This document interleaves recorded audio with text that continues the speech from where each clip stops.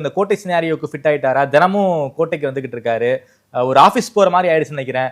All over Tamil Nadu அவர் வந்து போகணும். பெரம்பூருக்கு போகல. என்ன மைண்ட் செட்ல சார் இருக்காரு? ஆல் ஓவர் தமிழ்நாடு வந்து டிராவல் பண்ணணும்ல சார் விஜய் அவர்கள். 9:30 மணிக்கு ஆஃபீஸ்க்கு வராரு காலைல. ஓகே. 8:30 மணி வரைக்கும் உட்காந்துருக்காரு. இந்த வரைக்கும் ஸ்டாலினோ கலைஞரோ கூட ஜெயலலிதா கூட இந்த மாதிரி உட்கார்ந்ததில்லை. உட்காந்துட்டு எல்லாம் கற்றுக்கிறார். ஐபேடில் போட்டு கற்றுக்கிறார். கூகுள் பண்ணி பார்க்குறாரு.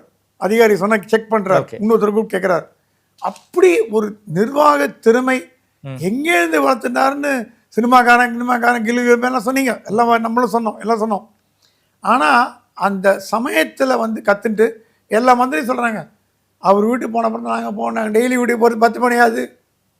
வெங்கட்ராமன் சொல்கிறாரு, தொகுதியே பார்க்க முடியல, தலைவர் இருக்கணும், போக முடியல, நான் அடுத்த வாரத்துலேருந்து வரலான் இருக்கேன், நாளைக்கு 2 நாள் சிஎம் இல்லை. அப்போ அந்த மாதிரி எல்லா அமைச்சர்களும் எப்போ ஃபோன் வரும்னு தெரில. ஓகே. ஹார்ட் ஒர்க் பண்ணுறார், திறமையாக செயல்படுறார். அவரோட பெரிய கவலை இப்போது நிதி நிர்வாகம்.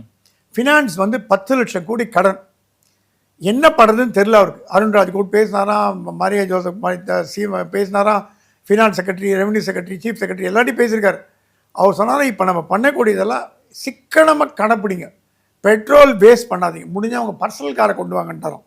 அவர் பர்சனல் காரை தான் யூஸ் பண்ண தெரியுமா உங்களுக்கு? கவர்மெண்ட் கார் யூஸ் பண்ணுறதில்ல. ஒரு அமைச்சர் கூட கேட்டாங்க, அவங்ககிட்ட எங்கிட்ட ஒரு அமைச்சர் காரே இல்லைங்களேன்னாராம்.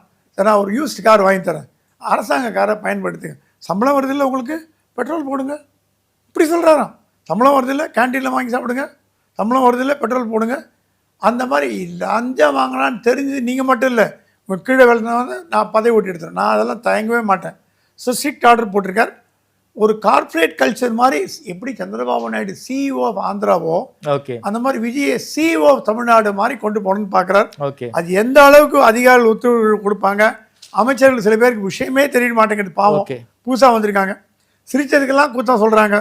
ஒருத்தர் போய் இன்னும் அறநிலையத்துறை அமைச்சர் போய் கேன்டீனில் செக் பண்ணுறாருன்னா, அந்த மடப்பள்ளியில் செக் பண்ணால் அது குறை சொல்கிறாங்க.